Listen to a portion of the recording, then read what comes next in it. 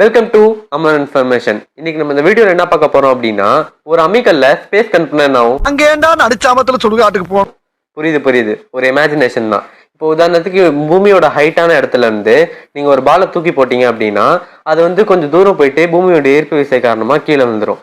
இப்போ நீங்க முன்னாடி போட்ட வேகத்தோட அந்த பாலை இன்னும் கொஞ்சம் வேகமா தூக்கி போட்டீங்க அப்படின்னா, அது இன்னும் கொஞ்சம் தூரத்துல போயிட்டு கீழே விழுந்துரும்.